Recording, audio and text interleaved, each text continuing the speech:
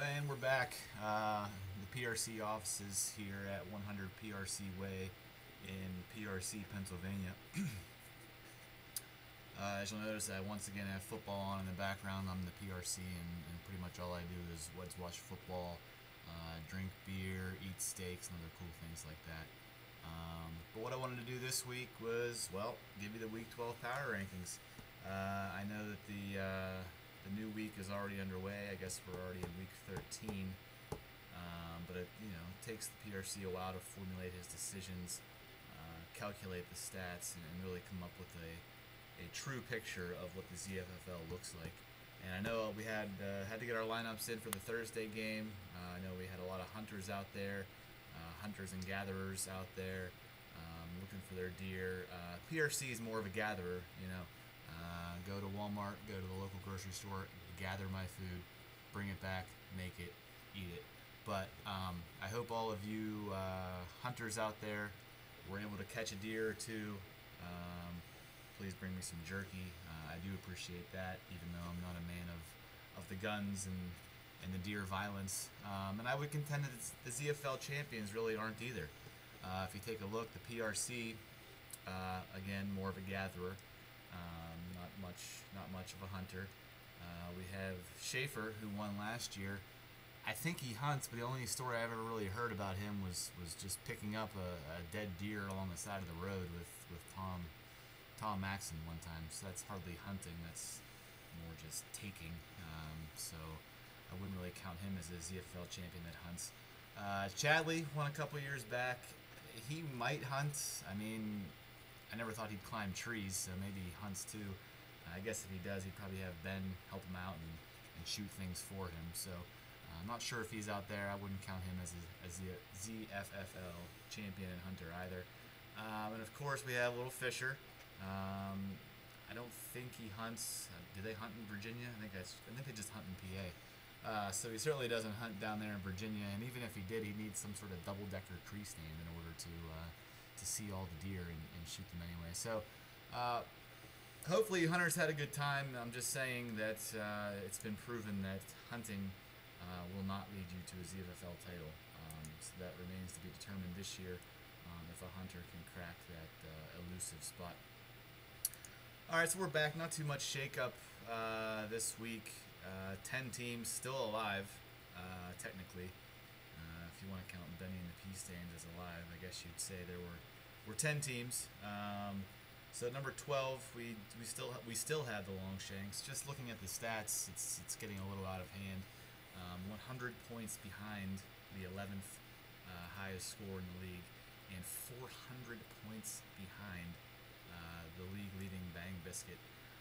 The only place I've ever seen stats like this is in the NL Central standings. You get to about August or so, and from there the Pirates 20 games back, run differential of -58. So it's pretty similar. I know that GM Mort's a pretty big Buccos fan, so I guess this all pretty much makes sense. But we did sign Russell Martin, so I mean, things are looking up for the Pirates and hopefully the Shanks for next year. Number 11, we have the Allegheny Pirates. GM Chadley gave playoff contender DOH a scare in Week 12. I actually received a few texts from GM Dan Binder, who was up late checking his phone, making sure that Alex Henry didn't boot any more field goals.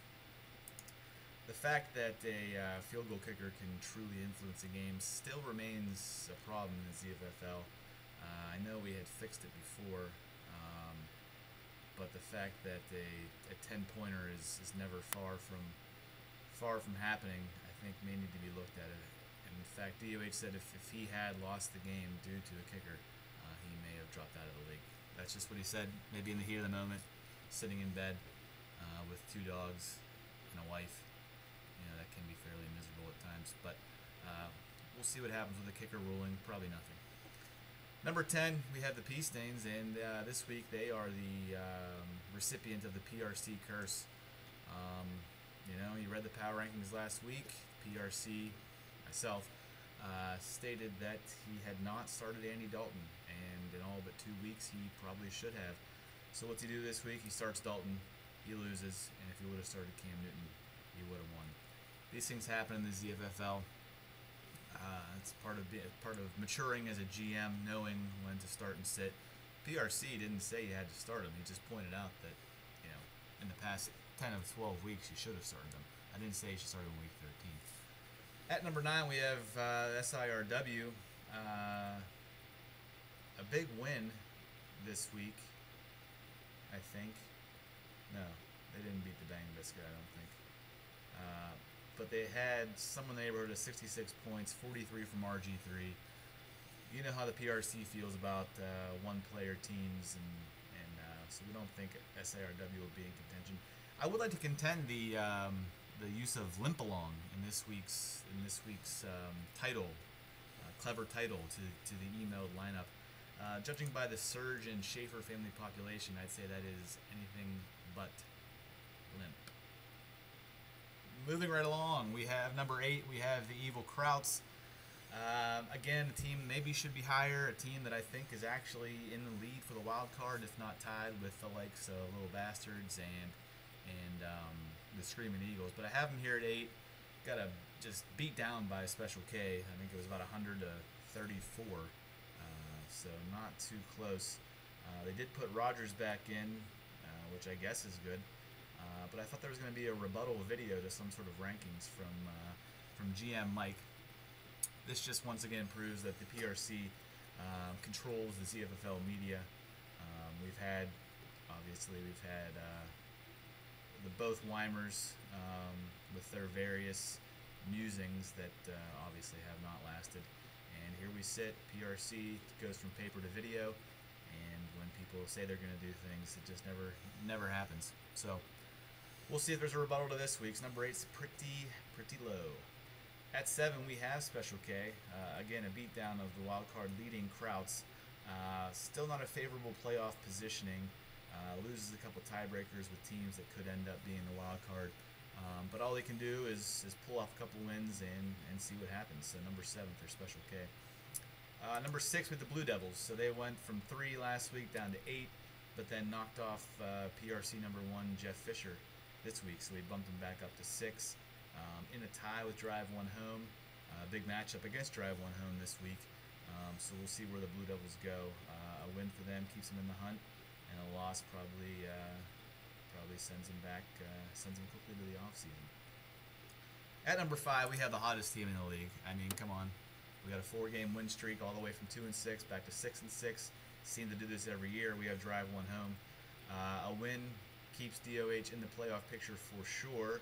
A loss by Fisher would keep him in the division title.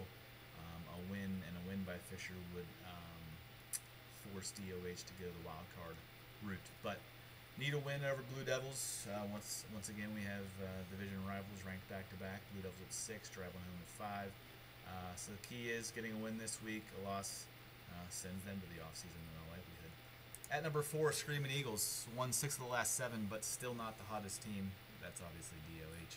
A win this week against the Commission. They actually control their own destiny for the division. This is something that's never been spoken about the Screaming Eagles before. But a loss would put them in the wild card mix with upwards of a lot of teams. Interesting thing this week for the Screaming Eagles, they had the most points of any team, which I believe by GM Mark Weimer's rationale. I think we should probably go back and change all of your losses and make them wins, because this week you scored more than them. So I think you're technically actually 12-0 now going into week 3, and maybe we'll make you the number 1 team. At 3, we have Little Bastards again in a heated race with the Screaming Eagles. A win, I believe, clinches the division. A loss could set up something to the effect of a third tiebreaker. I think a loss would even up the division records. A loss would put the records against the Screaming Eagles at 1-1. So we may have our first instance of going to points. I think the points are even close too. So look for this division wildcard playoff spot drama to unfold here in week 13. At number 2, a bit of a shakeup just as last week. We have Jeff Fisher falling from number 1 to number 2. With the loss to the Blue Devils. I'd say that stay atop the PRC was short-lived. See what I did there? Win by Fish would just about wrap up the division. As I said in the Drive 1 Home ranking, A loss really opens things up and would leave open the ZFFL South for Fisher, who's trying to climb back to the playoffs. At number 1, we had the Bang Biscuit. They return after a week away, back on top with a noticeable slip in output due to forearm fatigue, or rather loss of Gronk.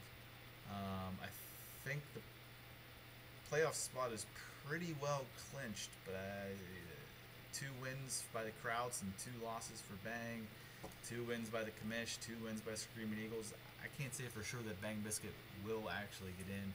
We'd have to look at the head-to-heads. Most points he clearly would win, so we'd have to check the head-to-heads. But needless to say, with a win this week over Special K, that will certainly put them in the playoffs and put them at a good chance of the overall number 1 seed. So that's really about all I have. If you're wondering why I wear the orange headband, the orange Tough Mudder headband every week, it's because I actually complete a Tough Mudder every time before I do the power rankings. Gets me in the zone, gets me focused, gets me where I need to be to deliver these rankings, honest, true, and always on point. We'll see you.